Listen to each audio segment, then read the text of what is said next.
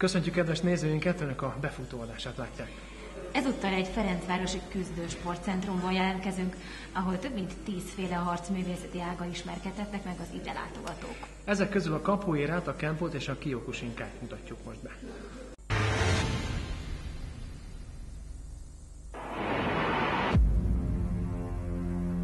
Végezetül következzen egy kis kempó, ami a Ferencvárosi Küzdősportcentrum vezetői szerint a gyerekek körében a legnépszerűbb. Ők tehát a kempókák, és hogy a kempó milyen helyet foglal el a harcművészetek sorában, arról a klub edzője mesél nekünk.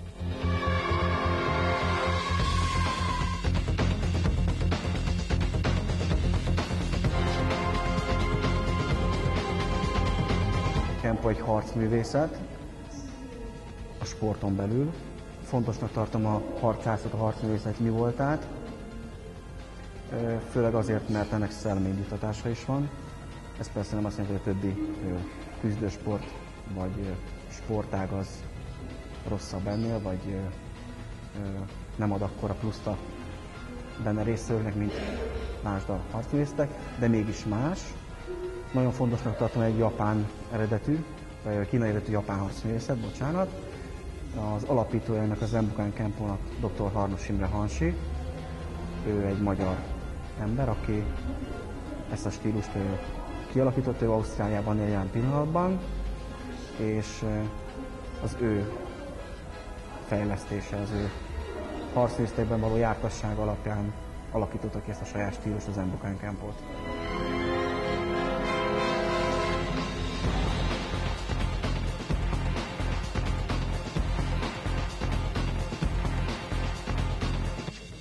Attól függetlenül egy magyar úriember az alapítója, a kitalálója ennek a stílusnak. Maga a kempó, tehát mint össze fogok gyűjteni, hogy többféle kempó van. Ugye egy kínai, illetve japán harcművészet, tehát meglehetősen sok japán elem van benne, gyökér, szertartás, lézrás, köszönés, szejzába ülünk, stb. Tehát ezek mind kihatással vannak, és pontosan ezek a dolgok is többek között a gyerekeket, vagy a felnőtteket, a kempókákat formálják, és éppen ezért hát egy ilyen különleges viselkedésmódra is tanítják. Most a szellemi indítatása pedig a tanítási módszerben mutatkozik meg a legjobban.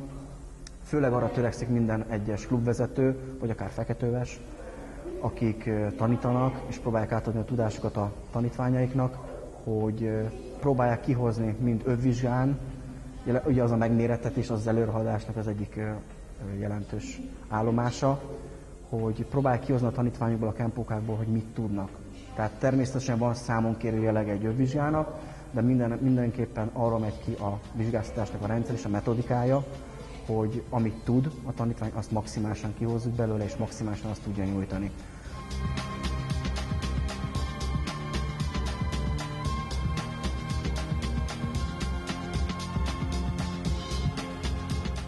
Hogy jutott eszedbe, hogy kempózzál? Hát, hogy egyszer láttam, anyukám ráment erre az oldalra, mert olvastuk az újságba, és láttuk, hogy az utcán vagyunk, és megtámadnak, akkor lehet ellene védekezni, és így járunk kempózni. Kempóba mindenféle van, tehát boxolunk is, a karatéba például nincsen box, nem boxolunk ott, és itt meg boxolunk, meg földharc, tehát vegyesen van.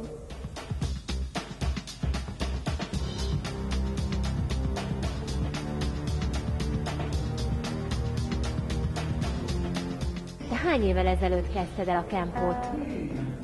Zsombihoz 2 évvel ezelőtt. És most hány éves vagy? 10 leszek november 22-én. Hát a zsombiék mondták nekem, és nekem úgy megtetszett. Meg anyukám is megtalált az interneten. Köszönjél nekünk japánul, jó? Mondjál valamit. Hát van az osz, az amikor bejövünk, akkor így meghajolunk. És ez ilyen tiszteltért van. A ré az meg azért van, mert köszönünk a szenszeieknek. És általában a szenszeieket úgy hívjuk, hogy általában az ilyen nagyobb öveseket, akik tanítanak minket, azokat szenszeinek hívjuk, akik meg nálunk magasabbak, de még csak ilyen tanítanak minket, azokat meg szenpálynak.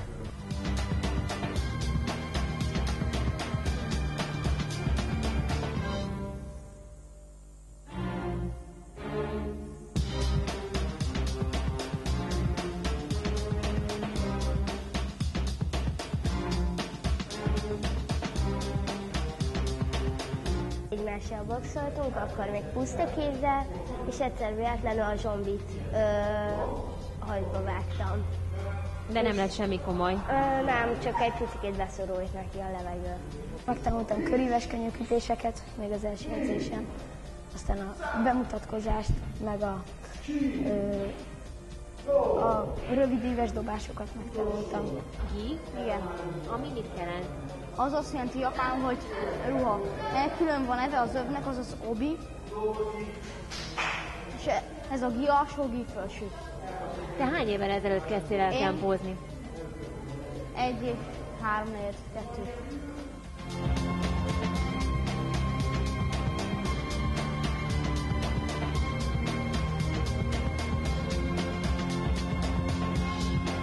Először betéve az edzőterembe ugye macinaci, póló, tehát nincsen ugye melós ruhája, hogy én mondom, karate ruhája, gije. Van, aki már így érkezik, mert valaha más csinált, és mindenki más okból mondja azt, hogy hát ő szeretne ide járni. Mindenki más indokkal. Amit először megtanítunk nekik mindenképp ugye maga a helynek, a dozsónak, az edzőteremnek ugye maga a helynek a tisztelete, és mindenképp egymás tisztelet. És vannak bizonyos házi szabályok, ugye dozsó etikett, ezt mi így hívjuk, illemszabályok, ha pontosabban mondjam, amiket ugye be kell tartani, tehát lásd, cipővel nem jövök be, tiszta rendezett ruhába jövök be, tiszta körmökkel, nem rágózok, nem eszem, nem iszom, nem káromkodok. Tehát aztán ezek a szabályok igazság szerint egy kempók, aki komolyan veszi, jó, a gyerekek más, mint itt a háttérben is láthatjuk, ők azért kicsik, éppen ezért őket valamelyest formálni szeretnénk, nem irányítani őket, és nem dogmákat a fejükbe verni, hanem valahogy terelgetni őket. Ezek a szabályok, ezek a mindennapi életre is kihatnak különben, tehát lásd, nem káromkodok, rendben vagyok, stb.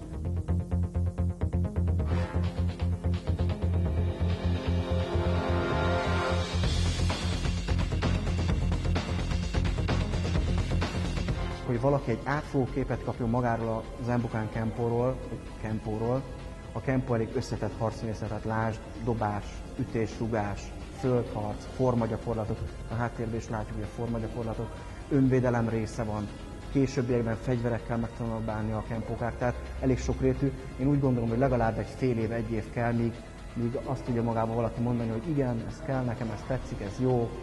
Most verseny szempontjából is mindenképp kell egy fél év, 1 év, de viszont a versenyünk abból a szempontból nagyon megfelelőek és széleskörűek, hogy mindenki ki tudja magát próbálni.